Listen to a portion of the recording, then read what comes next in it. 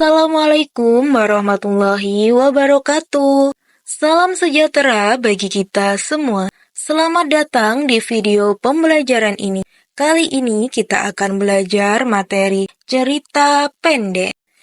Cerita pendek merupakan salah satu karya sastra yang memusatkan diri pada satu tokoh dalam satu situasi. Dalam cerita pendek, kita akan banyak menemukan berbagai karakter tokoh, baik protagonis maupun antagonis. Keduanya merupakan cerminan nyata dari kehidupan di dunia. Namun, dari karakter tokoh tersebut kita dapat menemukan nilai-nilai kehidupan, yaitu perbuatan baik yang harus kita tiru dan perbuatan buruk yang harus kita jauhi. Entah sudah berapa puluh ribu judul cerpen yang telah dikarang dan telah jutaan pula manusia yang membacanya dari sejak zaman dulu hingga sekarang. Karya manusia yang satu ini terus-menerus dibaca dan diproduksi karena manfaatnya besar bagi kehidupan. Manfaat yang langsung dapat kita rasakan adalah bahwa cerpen memberikan hiburan atau rasa senang. Kita memperoleh kenikmatan batin dengan membaca cerpen. Dengan membacanya, seolah-olah kita menjalani kehidupan bersama tokoh-tokoh dalam cerpen itu. Ketika tokoh utamanya mengalami kesenangan, kita pun turut senang. Ketika mengalami kegetiran hidup, kita pun turut sedih ataupun kecewa. Selain itu, dengan membaca suatu cerpen, kita bisa belajar tentang kehidupan. Kita bisa lebih bijak dalam menghadapi beragam peristiwa yang mungkin kita hadapi. Misalnya, dengan adanya tokoh yang bersikap angkuh, kita menjadi tahu bahwa sikap itu sering menimbulkan ketersinggungan bagi pihak-pihak tertentu. Pelakunya sendiri menjadi orang yang dijauhi orang lain. Sikap rendah hati ternyata mudah mengundang simpati. Peduli pada orang lain dalam sekecil apapun bantuan yang diberikan ternyata menjadi sesuatu yang benar-benar berharga bagi orang yang membutuhkan. Setiap pengarang akan menginterpretasikan atau menafsirkan kehidupan berdasarkan sudut pandangnya sendiri. Misalnya, tema tentang cinta, karena masing-masing pengarang memiliki interpretasi ataupun penafsiran yang berbeda-beda. Ceritanya pun menjadi berbeda-beda antara pengarang yang satu dengan yang lainnya. Cerita itu tetap menarik sepanjang zaman karena diungkapkan dengan berbagai cara oleh para pengarangnya. Hal itu pula yang menyebabkan cerita itu menjadi bermakna bagi pembaca. Mereka tidak pernah bosan untuk selalu menikmatinya karena adanya suatu makna yang dimuat dalam cerpen.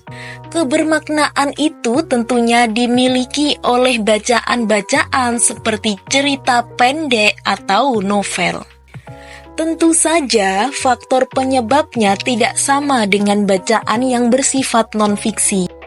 Seseorang membaca cerpen bukan untuk mendapatkan informasi. Pada umumnya, seseorang membaca cerpen untuk tujuan memperoleh hiburan ataupun pengalaman-pengalaman hidup. Adapun daya hibur sebuah cerpen bisa disebabkan oleh berbagai faktor. Misalnya, karena alurnya yang penuh kejutan. Mungkin hal itu karena konflik cerita itu yang menegangkan. Memang banyak hal yang menyebabkan suatu cerpen menjadi bermakna bagi para pembacanya. Sebagaimana yang telah diungkapkan terdahulu bahwa banyak unsur yang bisa menjadikan cerpen atau bacaan-bacaan lainnya menjadi bermakna bagi pembacanya. Misalnya, unsur penokohan bisa menimbulkan kesan tersendiri. Kita terkagum-kagum oleh sifat seorang tokoh yang ada di dalamnya. Bisa pula kita terpesona oleh penyajian latar atau gaya bercerita pengarang yang memukau dan menghanyutkan. Pilihan kata yang digunakan pengarang dapat juga menjadi penyebab ketertarikan seseorang terhadap karangan itu. Seperti halnya jenis teks lainnya, cerita pendek dibentuk oleh sejumlah unsur. Adapun unsur yang berada langsung di dalam isi teksnya dinamakan dengan unsur intrinsik yang meliputi tema, amanat, alur, penokohan, dan latar. Pertama, kita bahas tema. Tema adalah gagasan yang menjalin struktur isi cerita. Tema suatu cerita menyangkut segala persoalan, baik itu berupa masalah kemanusiaan, kekuasaan, kasih sayang, kecemburuan, dan sebagainya. Kedua, amanat. Amanat merupakan ajaran atau pesan yang hendak disampaikan pengarang. Nah, amanat dalam cerpen ini umumnya bersifat tersirat. Artinya disembunyikan pengarangnya di balik peristiwa-peristiwa yang membentuk isi cerita. Ketiga, tokoh dan penokohan. Nah, ini keduanya terlihat sama, tetapi sebenarnya berbeda. Tokoh adalah pelaku atau pemeran dalam cerita. Misalnya, Joni, Putri, dan sebagainya. Sedangkan penokohan merupakan cara pengarang menggambarkan dan mengembangkan karakter tokoh-tokoh dalam cerita. Misalnya, karakter tokoh Joni adalah pemarah, dan sebagainya. Keempat, alur. Alur merupakan pola pengembangan cerita yang terbentuk oleh hubungan sebab akibat ataupun bersifat kronologis. Pola pengembangan cerita suatu cerpen beragam. Pola-pola pengembangan cerita harus menarik, mudah dipahami, dan logis. Jalan cerita suatu cerpen kadang-kadang terbelit-belit dan penuh kejutan, juga kadang-kadang sederhana. Kelima, latar. Latar disebut juga setting, yaitu meliputi tempat, waktu, dan budaya yang digunakan dalam suatu cerita. Latar dalam suatu cerita bisa bersifat faktual atau bisa pula yang imajinatif. Latar berfungsi untuk memperkuat atau mempertegas keyakinan pembaca terhadap jalannya suatu cerita. Keenam, gaya bahasa. Dalam cerita, penggunaan bahasa berfungsi untuk menciptakan suatu nada atau suasana persuasif, serta merumuskan dialog yang mampu memperlihatkan hubungan dan interaksi antara sesama tokoh. Nah, setelah membahas mengenai unsur intrinsik, kini mari kita membahas mengenai unsur ekstrinsik yang terdapat dalam cerita pendek.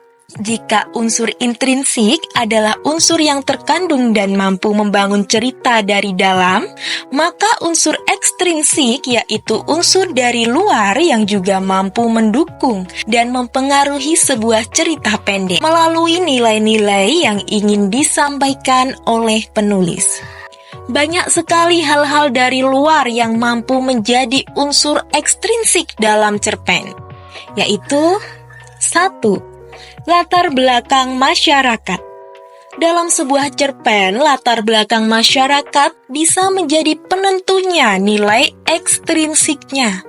Adapun beberapa hal yang bisa masuk dalam latar belakang masyarakat, antara lain ideologi negara, kondisi politik, kondisi sosial, kondisi ekonomi, dan lain sebagainya. Kedua, latar belakang pengarang. Latar belakang pengarang adalah faktor-faktor dari diri pengarang yang mempengaruhi atau mewarnai isi cerpen.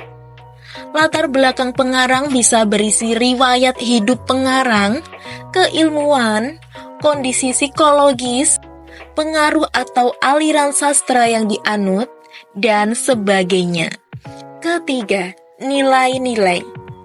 Nilai-nilai ini bisa meliputi nilai moral, nilai agama, nilai sosial, nilai budaya, dan sebagainya.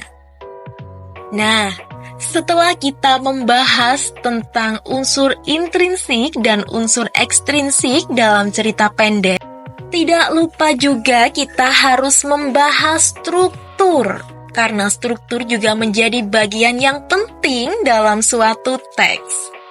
Struktur cerpen merupakan rangkaian cerita yang membentuk cerpen itu sendiri.